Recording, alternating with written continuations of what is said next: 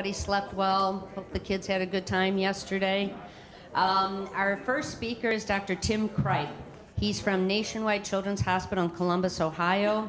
Dr. Cripe's clinical interests include gene and viral therapies for solid tumors in children, including brain tumors, neuroblastoma, and bone and soft tissue sarcomas. His current research focuses on developing and testing new targeted therapies for pediatric solid tumors and translating those findings into clinical studies. He was among the first in the country to launch clinical trials of attenuated oncolytic viruses in children. Dr. Cripe completed his degree in medicine and philosophy and received his pediatric residency training at the University of Iowa. He was a fellow in pediatric hemonc at the Children's Hospital and Dana-Farber Cancer Institute in Boston, and at Children's Hospital and University of Colorado Health Sciences Center in Denver. He has been on faculty at the University of Wisconsin-Madison and at Cincinnati Children's Hospital Medical Center. His talk today will be on oncolytic virus therapy. Dr. Tim Cripe.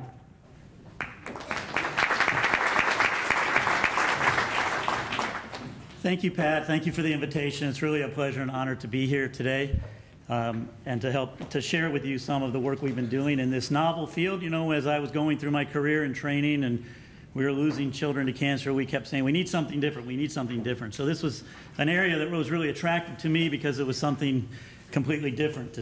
And the question is whether it's going to work or not, and we're making progress. It's always too slow, as you all know, but as long as we're making progress, I feel good about it. So I'm going to talk to you about our work from cold sores to cancer therapy. So it's really focused on herpes simplex virus, which if you have ever had a cold sore, that's the cause of that cold sore, formerly known as herpetic gingivostomatitis. Quite a mouthful, excuse the pun.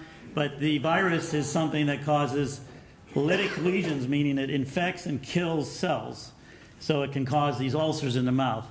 And it's very potent at doing so. It's evolved over millions of years, small virus particle, and it's very good at infecting cells. And so it wasn't a new idea by us. In fact, it's been an idea generated over 100 years ago. If this agent is so good at killing cells, can we use it to kill cancer cells? So we'll talk a little bit more about that.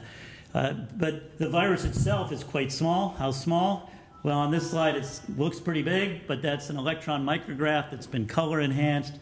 So in the orange or reddish, you can see there's a protein coating shell that encapsulates 150,000 base pairs of double-stranded DNA genome.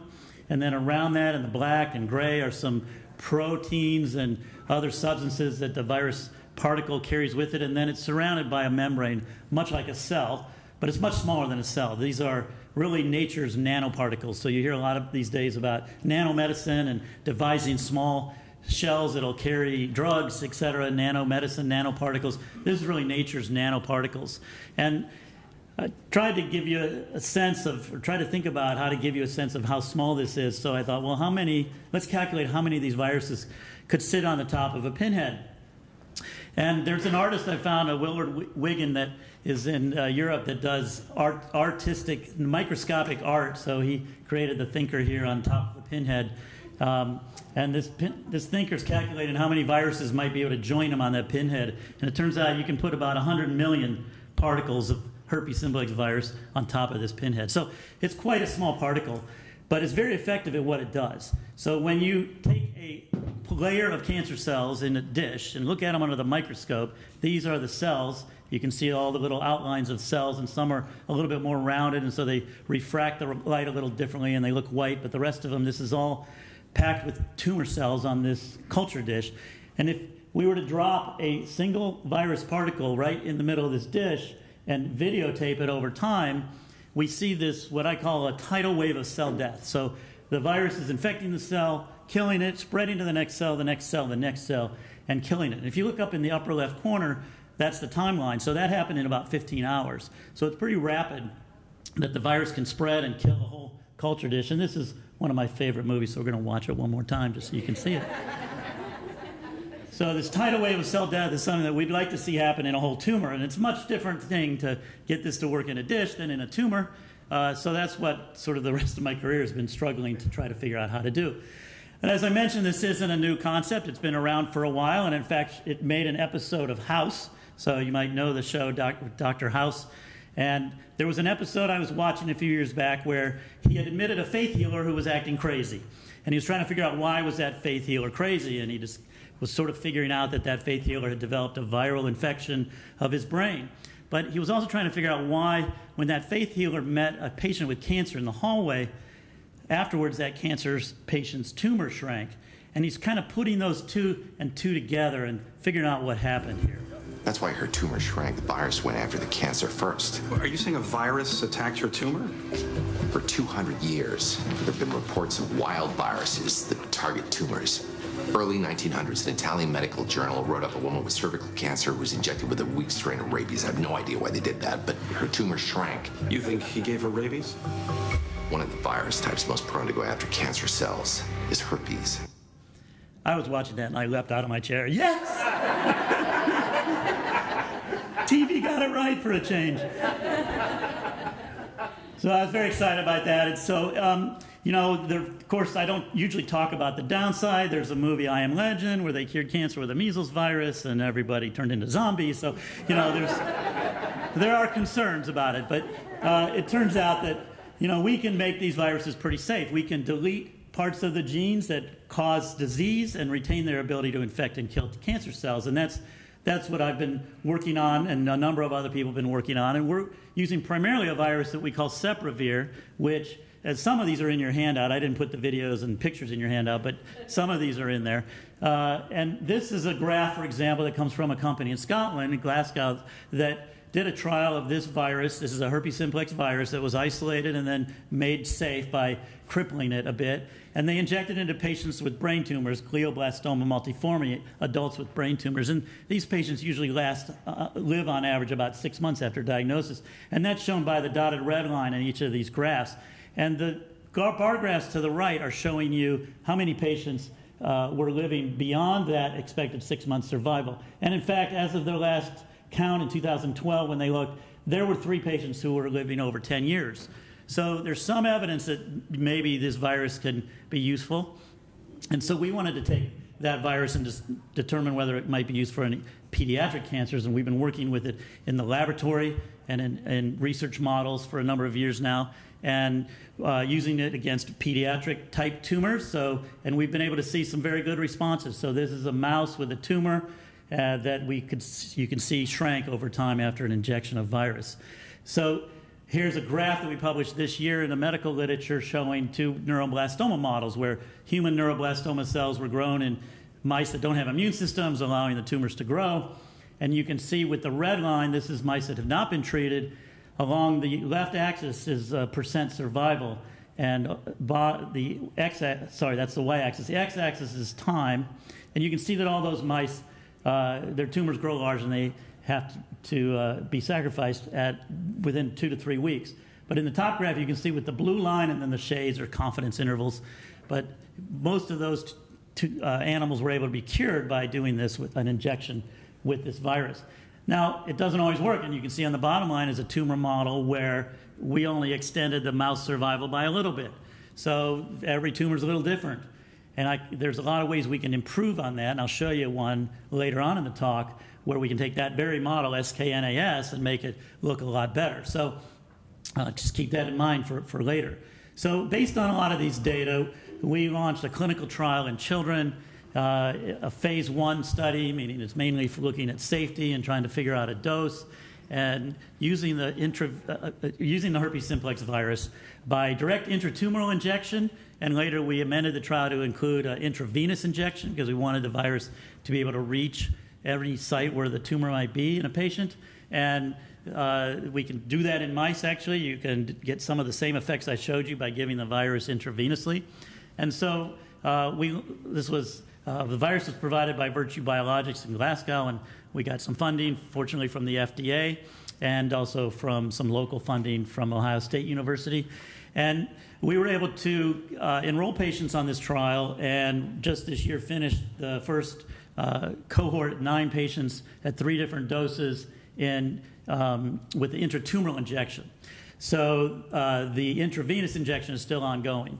So our objectives were to determine safety and tolerability and any kind of dose-limiting toxicities, and then to monitor the antiviral response from an immunologic standpoint, whether they get a viremia, do they shed it, does it come out their mouth or their urine, and look at any anti-tumor activity. So we're just preparing some of those results for publication. But I want to show you one example.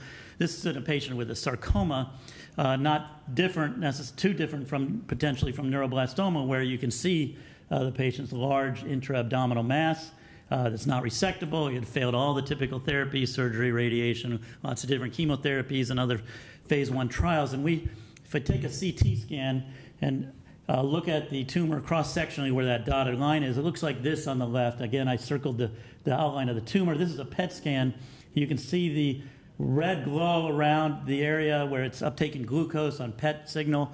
The kidney, the bowel wall is uptaking some, and the tumor's got a fairly low activity in this particular case. So we injected the tumor with virus, and then a month later we saw this really marked flare-up of activity. And I told the mom I thought this was tumor growing and was very concerning, but we were able to give him a second injection, and we put it right in that spot. And then a month after that, you can see that exact area where we had a flare-up is stone cold dead on PET scan. So absolutely no viable signal on glucose uptake. Now, unfortunately, the rest of his tumor, which as you saw was quite large, this was still growing, and this was a very limited area. But it shows us some potential efficacy of this virus injection.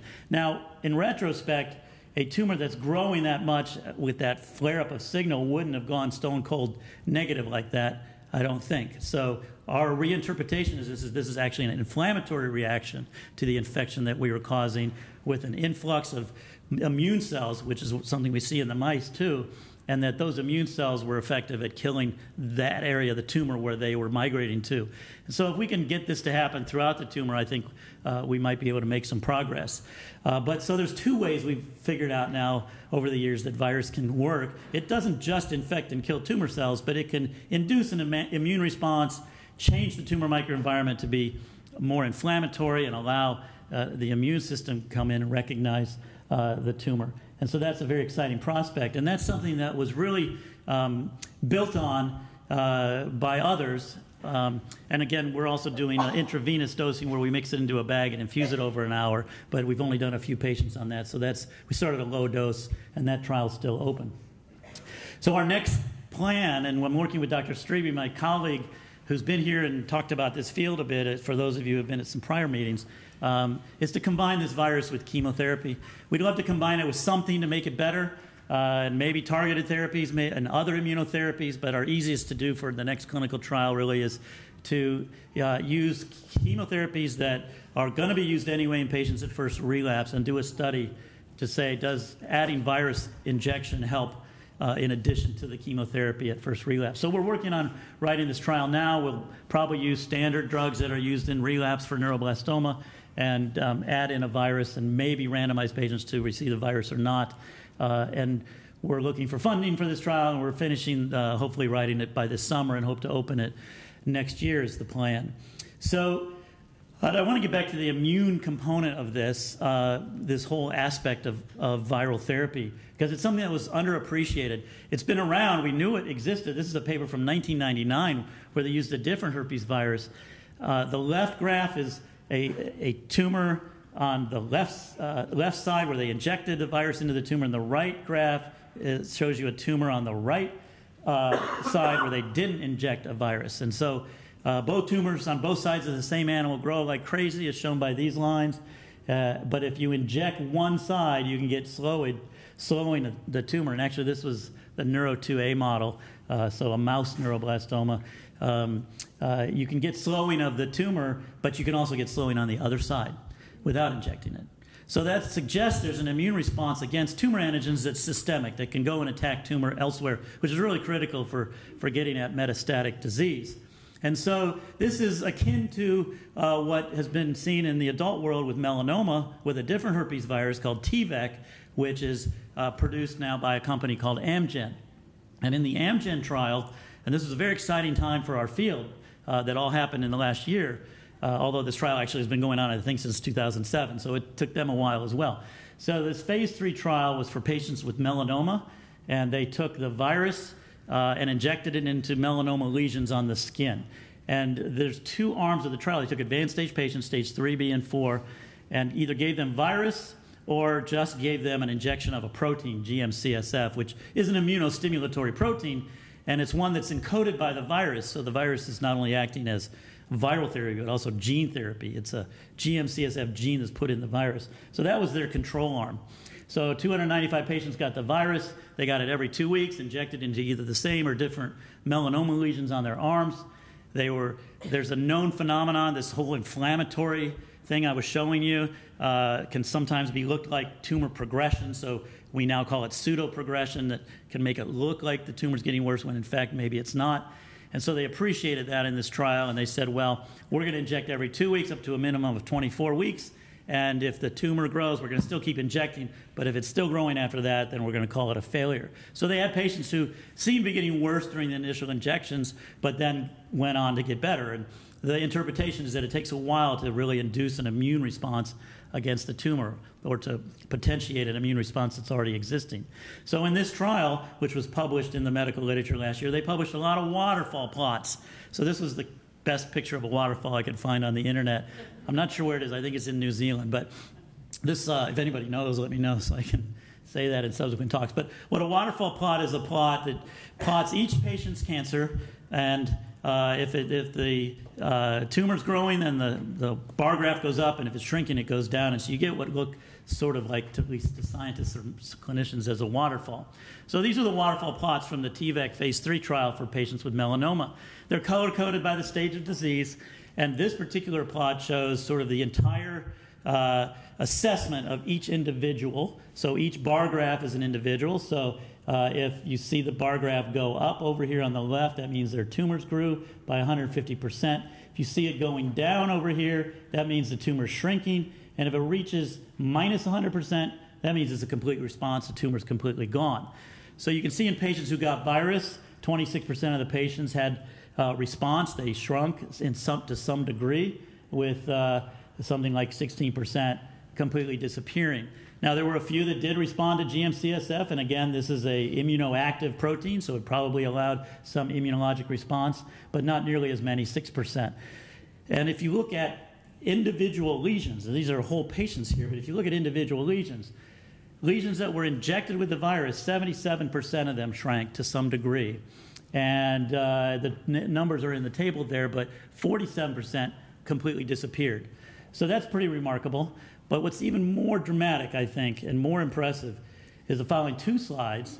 If you look at the lesions that didn't get injected that were on patients' skin, half of those shrank. So they didn't get virus. And you can't detect virus in there if you culture them. So the virus isn't spreading to those other sites. It's an immunologic response, and they could show there's T cells in the body that are against tumor antigens. So half the lesions shrank, and 21% of them completely disappeared even when they weren't being injected, which is very encouraging. And then even if you looked at deep visceral lesions, like tumors that were growing in the liver or lung, which tend to be much bigger than those on the skin because they've been there for longer or didn't cause symptoms or what unappreciated, 30% of those shrank to some degree when you had injected skin lesions with the virus, and you could get shrinkage in the liver or the lung. So that's pretty impressive. That really suggests there's an immunologic response to this virus and that there's something to build on there. And if you look overall, patients had improved outcomes. This is the protein versus the virus in blue, survival curves. It worked a little better if they use it up front before patients have been treated with other things. And now, speaking of IM legend, is it safe? So what did patients experience in side effects? Complicated table. Just to summarize it for you, a lot of them did get flu-like illness, virus-like symptoms, but they're transient and tolerable. So half the patients got fatigue, chills, fever, nausea, influenza-like illness, 30%. And the rest is a little bit of injection site pain, et cetera. We don't think there's any long-term effects. 90% of adults have been infected with a wild-type herpes virus, and it's latent in your neurons, and that's why you can get cold sores throughout life. So you can live with this virus forever. We don't know that these attenuated, crippled versions do that. And if they do they reactivate? We don't think so. We're required by the FDA to monitor any patients for 15 years, though, and we're happy to do so after we give them one of these viruses. So we don't think there's any long-term effects, secondary cancers, or anything like that. So that's one of the things that attracts me about this field. So based on those data, Amgen took all the data to the FDA last year. Actually, they submitted it the year before. Like I say, everything takes time. I happened to be on the FDA advisory committee that was reviewing these data for the FDA. So I took a picture of the room before everybody gathered. The committee's gathering at the front. Beyond that red tape there, the sort of public is gathering here in the front. We spent an entire day looking over their data, peppering them with questions. Amgen did a fantastic job, I would say. We had at least 50 questions for them, and they had such a team of people. Before we were even done uttering the question, they would have the slide up with the answer on it. So it was very impressive, a lot of nice data. And the committee voted. It was a combined committee, so the normal committee at the FDA that looks at drugs for cancer is the Oncologic Drug Advisory Committee, the ODAC. I'm on the Cellular Tissue and Gene Therapy Advisory Committee. We had a combined committee, so there are about 30 people, scientists, doctors, industry reps, lay people on this committee to look through all the data and consider it. And at the end, everybody said, you know, this is another arrow in the quiver. This is something that seems to be working. Yeah, it doesn't cure everybody. It's something that physicians should have at their disposal. So I was very pleased with that was the general sentiment. And there's a view where I was sitting at the front of the committee. I kind of put my cell phone up and snuck a little photo during the middle of the meeting. You can see I was taking a lot of notes there. But it was, you know, we had to all go around and say what our vote was and why we voted there. And so at the end, there were 22 voted in favor, 1 opposed. The one person opposed thought it didn't really change the overall survival of the most advanced cancer patients. But, you know, this is early days. It's a single agent. It has potential to be used in combination, et cetera, et cetera. And so the majority of people felt that this was something that ought to be available to physicians and patients. And so, of course, this was in April, and it took FDA another 6 months to issue their verdict. And they didn't have to say what we as an advisory committee said, but they did issue approval in October of last year.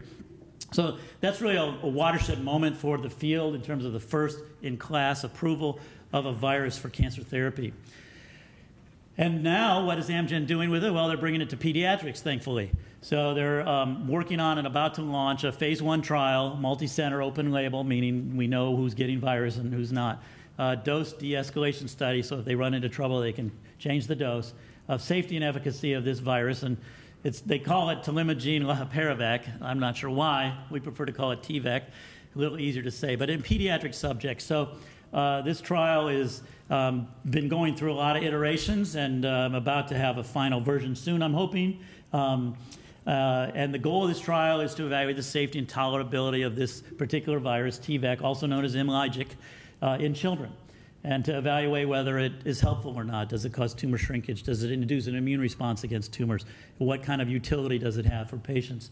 So who's it going to be for? Right now, these are the plans. Some of the subtleties may change before it's actually opened. We hope it will open within the next 3 months. So children aged 0 to 18, those who have any solid cancer, so neuroblastoma patients will be enrolled, that didn't respond to standard therapy or that's relapsed. Tumors must be greater than 1 centimeter in size that can take a fluid load, an injection. This is going to be a direct injection. And so, you know, the trial that I showed you that we've been running, we use interventional radiology to inject tumors in deep sites. They want it a little more broadly applicable, so they're asking sites to be able to inject tumors sort of in the office. So they're really looking for cancers that are accessible, more in the lymph node, accessible soft tissue or skin. So for somebody with a deep-seated retroperitoneal lesion, like I showed you in our trial, that patient may not be able to be eligible. So that's one of the downsides of the trial at the moment. There is some talk about letting interventional radiology access tumors deeper, and we'll see how the final version comes out. Can't have active brain disease. We worry about the swelling and the inflammation that can happen in a confined space. And we're not going to be injecting into bone marrow, bony lesions, or at the moment inside other organs. But there's the potential for an immune response to be generated against those sites. So we'll be following that. So after patients get screened, they'll get an injection, and then you cover the site with Tegaderm for 7 days, try to keep it dry. And if everything's fine, we'll proceed with every 2-week injections. And then you can get injections for up to 2 years. And there'll be blood draws on the day of injection and the day after, and scans every 8 weeks. at participating institutions. So we think there's probably going to be a couple dozen sites ultimately. There was a site investigators meeting in Philadelphia a few weeks ago, and we came away from that just knowing that there were some of the confirmed sites, our site in Columbus, Ohio, Cincinnati, Indianapolis, so certainly well represented in the Midwest. New York, Presbyterian, and Jacksonville, Florida are the ones we know about at the moment. But again, there's going to be more sites around the country. So that's exciting times, at least finally, after more than 100 years of thinking about using viruses to treat cancer, we're bringing it to pediatrics. But I think what I want to emphasize in my last few slides is that we're just really building a foundation. This is just the base floor, because we're going to be able to do combinations of therapies, combine it with other things. We're going to be able to use it in various other ways. There's a lot of new companies out there that are making new versions of viruses that are endowed with different properties, putting different genes in, making those genes do things. So this is really just the beginning of a pyramid that we'll be able to build, I think, off this platform technology. And just to give you a couple examples from my lab, you've probably heard before about Aurora kinase inhibitors, like the alisertib drug that's in clinical trials for pediatric patients with neuroblastoma. We've tested that in some human neuroblastoma models. This is the same model I told you before that didn't respond that well to virus. So we got a little bit of slowing of growth. These are individual mouse growth curves with virus alone. And here in this particular model, the drug alisertib or Aurora A kinase inhibitor delays growth as well. But together, these are gangbusters. So we had lots of some complete responses and significant partial responses. So there's synergy here. We've been studying this in a number of different models, this combination, and why it might be doing that, and we're trying to put that into the medical literature right now. Another example is you've heard about checkpoint inhibitors that take the brake off of T cells. So in a sarcoma model, we've been able to combine it with virus and see what the combination cures about half the mice in this particular example. And in fact, Amgen is doing that now. They've got several clinical trials going on in adults where the T-VEC virus is being used with checkpoint inhibitors with some really encouraging results. So I think the future is very wide open for what we can do with these viruses, how we can use them best. The way I'm envisioning the next few years, I put on this slide for you. So I started this trial in 2010. We just finished the intratumoral part in 2016 to show you how long it took to get 9 patients. And then we've started the IV part last year, and we hope to close that by next year. And we hope to open next year an intratumoral with chemo. And then beyond that, perhaps combine it with a checkpoint inhibitor or Aurora kinase inhibitor or other kinds of targeted therapies that we get good signals with in mouse models. I know the Imlygic intratumoral phase 1, as I show you there, is set to launch at the end of this year, and likely there'll be follow-up combination therapy trials with Amgen's product in the future as well. So to me, it's very exciting times for oncolytic viral therapy for cancer. Hopefully I've been able to give you a sense of what it's all about and what some of the power is, because if you think about it, these viruses have evolved over millennia to infect and kill cells. So we might as well harness that power. And there's also potent immunologic responses against viruses. Again, we might as well harness those effects. So there's significant historical and theoretical promise. There's lots of trials in adults in the past decade. Modern pediatric trials began in 2010, but we're still at really the beginning of our learning curve. But it represents a platform technology to build on, and likely useful for both local control of a tumor that's injected and systemic effects, either by immunologic or by intravenous, and that rational combinations are being explored. And it's the first product is FDA approved, which is exciting. I couldn't have done any of this on my own. There's been a lot of help. I have a nice large lab to work with who do all the mouse studies and funding from lots of different sources and collaborators all around. And this is a picture of some of the key people that have been in my lab with the mouse studies. Dr. Streby's on the far right, who's now transitioned out of the lab and working on the next clinical trial with virus and chemo, as I mentioned. We have a lot of interdisciplinary teams at the hospital. As you can imagine, this involves nursing and biosafety and our clinical research office and interventional radiology and others. And our clinical research office, they were having an exercise one day where they were looking at sort of what their line of sight is for their future, so they all donned funny glasses, but I couldn't do it without their help. And it's a privilege to be able to work at a fantastic institution. This is a view out my office window that I took last week just to show you our hospital, which was rated by Children's Hospital of America this year as the largest children's hospital in the country based on bed count. And they're expanding the campus, so it's just a lot of fun. And we've gotten big enough that we can have a dedicated team, clinicians and physician scientists for neuroblastoma. Many of you may have met our faculty that just focus on neuroblastoma, Dr. Rinaldi, Shaw, and Streby. It's a privilege to be able to work with them, and I'm confident together we can all make a difference. Thank you.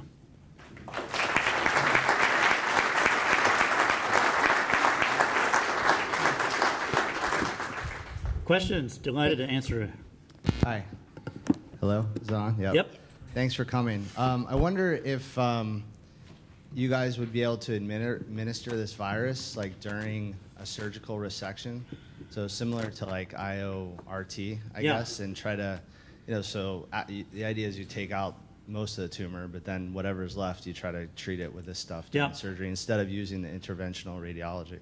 Yeah, I think that's a possibility. The problem that I've seen with that is that, we don't usually go in and debulk, at least most of the other cancers. Maybe we do sometimes for neuroblastoma. We don't usually think debulking is going to help. So we would want to do that if it's clinically indicated. But I think that's a possibility. We have not put that into our trials, but I know there have been occasional patients where I've wanted to be able to do that. So I think that's something to look at for future.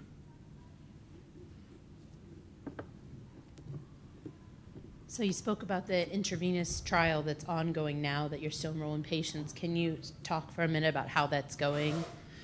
Yeah, so we've done 4 patients. The FDA made us do adults first, anybody over 18. We had to do 3 to show it was safe before we could enroll younger patients. We were just given approval by them to start enrolling younger patients. Still, there's some caution, so we're only going down to age 7. The 4 patients, there's been no adverse events that were thought to be related to the virus. There's one patient where we actually think we saw a flare-up of their tumor on PET scan, akin to the one that I showed, where 2 weeks later it was more intense, and is it getting worse? And then 2 weeks after that, it was down again. So we think that we might be seeing evidence of a systemic inflammatory response. Again, we're starting at pretty low doses that were lower than we're using in the mice, so there's a 1,000-fold difference between humans and mouse. There's a lot of other differences as well, but so dose-wise, we've got to work our way up a bit. But we had to start somewhere, and so far so good in terms of safety. So we'll just keep going. Okay. More questions? Hi, just a couple of questions. You mentioned the other herpes virus being used, like in melanoma. Why did you choose this one, and did you consider the others?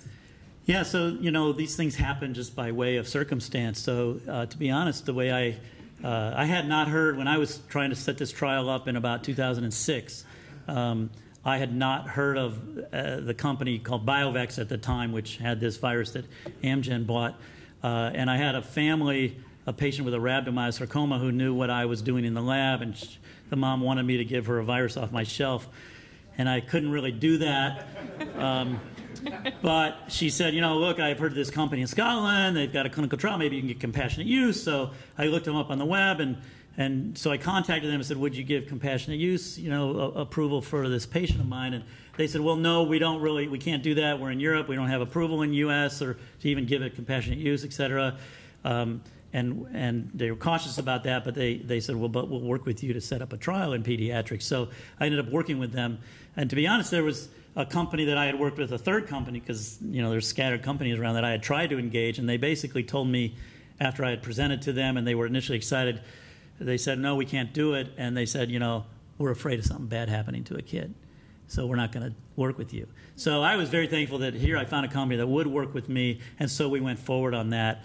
I learned later about Biovex and TVAC, but at that point, they were pretty well along on their adult trials. So it's really just a matter of circumstances.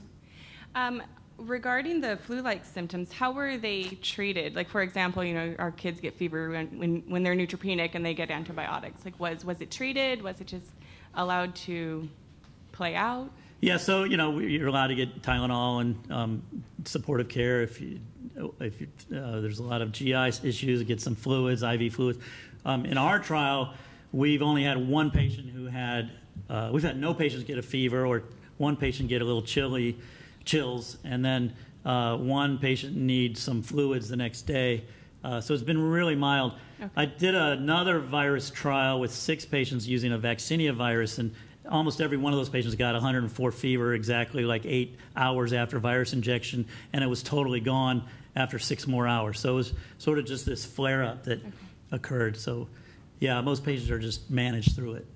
And then finally, regarding combining it with chemo, if the benefit of the virus is stimulating the immune response, but chemo suppresses the immune system, how does that balance work? Great question. So it's all in the nuances. So there are chemotherapies that aren't very immunosuppressive. So the alkylating agents like Cytoxan, yes, but some of the others, you know, our kids that we treat with chemo aren't going into the bone marrow transplant unit and being isolated or anything. They're not as immunosuppressed as they could be. They still have immune systems. So we're trying to pick chemotherapies that aren't very immunosuppressive. Next question. Hello. I had a question. My memory is fading a bit, but I remember seeing a 20 or 60 Minutes on, I think it was Duke Medical Center, doing something with polio. Yep. And I was wondering how this herpes virus compares to using polio. Yep. So, you know, those of us in the field sort of all know each other, and we go to the same national meetings and so forth. And the group at Duke has done great work with the polio virus. You know, they've limited their clinical trial to patients with brain tumors, like that initial slide I showed you, the adults with GBMs.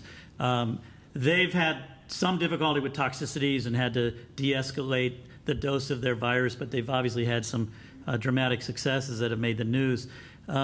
Totally different virus, uses different receptors to get into the cell. That's an RNA virus.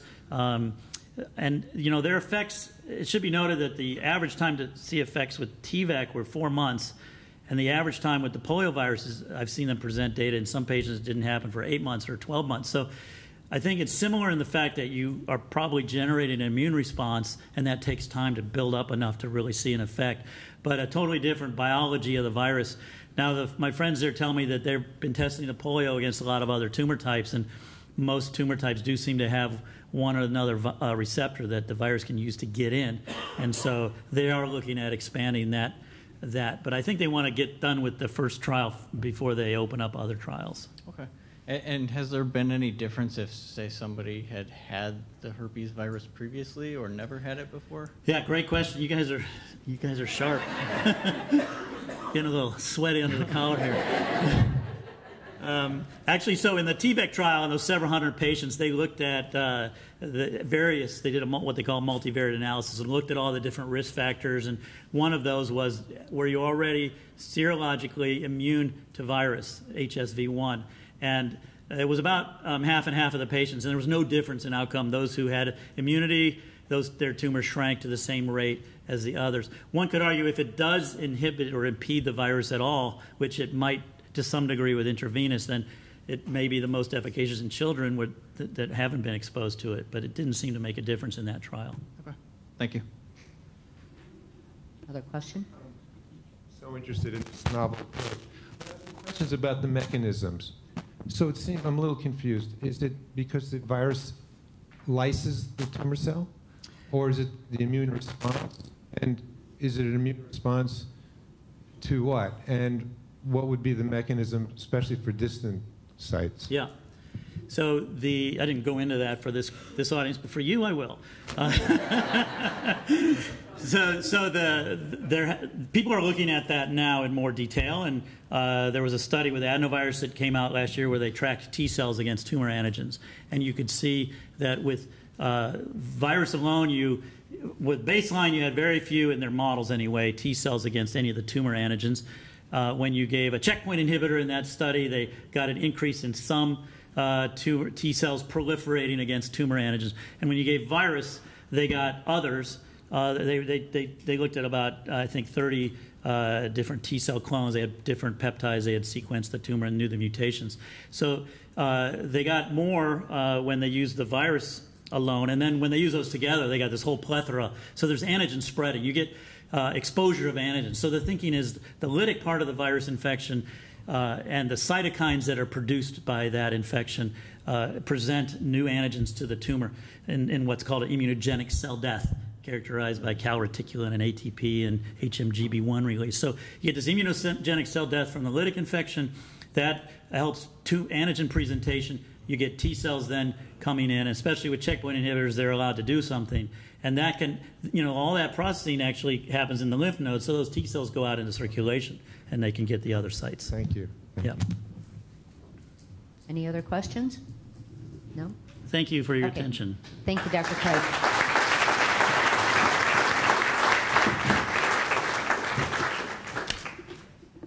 We're all re-hooked up, right? Yeah, I think so. I plugged it back in the way it was. So try to, like a good Boy Scout, leave things. All right, good. Yeah, you're causing problems here.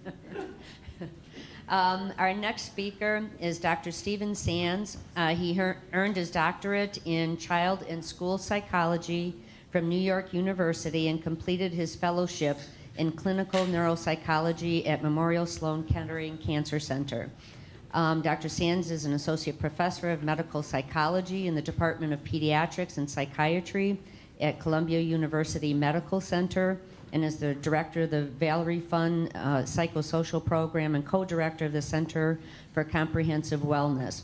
In these capacities, Dr. Sands is a child psychologist who provides mental health services ranging from individual to parent, sibling and family therapy for those patients and families currently undergoing treatment within the Pediatric Hem/Onc and Stem Cell Transplantation Program at Columbia University Medical Center and Morgan Stanley Children's Hospital of New York Presbyterian. Dr. Sands is also responsible for performing neuropsychological evaluations for pediatric Hem/Onc and stem cell transplantation patients as part of the ongoing clinical research studies that evaluate the impact of treatment in addition to providing clinical assessments for those returning to school or those off treatment who may benefit from receiving appropriate educational placement and remedial interventions. And I thought we would lighten it up a little bit here and not get quite as heavy on the medical side. And Dr. Sands has been here before, and I'm very happy that he was able to return. So Dr. Stephen Sands. I want to thank Pat and the Foundation for inviting me to come back. So today, what I want to do is give you an overview, pretty broad overview. I have a bunch of slides, and I want to explain to you what we've learned in the field in general about the late effects for cognitive, but then social, emotional, behavioral for kids undergoing treatment for a range of cancers. Because if you do a literature search on neuroblastoma, there's incredible scarcity of data. So I want to talk to you about what we've learned in the field in general, plus what we've been doing to intervene and help for cognitive and emotional behavioral, and then also talk about the role of parents, because as you know, that's quite an important area to assess and intervene as well. So what we've made our biggest mark on are kids who've gotten treatment to their central nervous system. So essentially it would be brain tumor patients who roughly 20% of the population who get surgery, chemo, radiation to their brain. Another 30% of kids have leukemia, and fewer now get whole brain radiation, but they get intrathecal methotrexate, which passes the blood-brain barrier. But also, you see at the bottom of the slide, can also include high-risk neuroblastoma kids, which we'll talk about as well, lymphoma patients who get radiation to their chest, and now there's literature talking about limiting oxygen flow to their brain, retinoblastoma kids who before got incredible amounts of radiation to their eyes, they go back to their brain, and others that might have learning issues that may or may not be related to their cancer diagnosis, to also keep that in mind, that not everything always relates back to their diagnosis and treatment. So neurocognitive impairment is implicated, again, as I mentioned, in CNS treatments with things like intrathecal or high-dose IV methotrexate chemotherapy, as well as steroids, dexamethasone being much more neurotoxic to the hippocampus and other areas than prednisone, but an effective treatment. Brain irradiation, those who have OMA, plus those who have OMA who it's delayed 2 months or more for diagnosis and miss out on early treatment, have higher problems. And we can also put in here, which I was thinking as I was sitting, platinum-based chemotherapies like cisplatin, which impact hearing and then impact learning as well. They tend to result in right hemispheric declines, perceptual, nonverbal, visual motor, processing speed, attention. Mathematics tends to be a right hemispheric task as well. People don't know exactly why. It's not a predilection for the right hemisphere, but it has more white matter. And you'll see in a minute many of these treatments demyelinate and reduce normal appearing white matter. Higher risk groups include those with CNS disease, radiation, younger age, and females in some diagnoses, not all, like leukemia,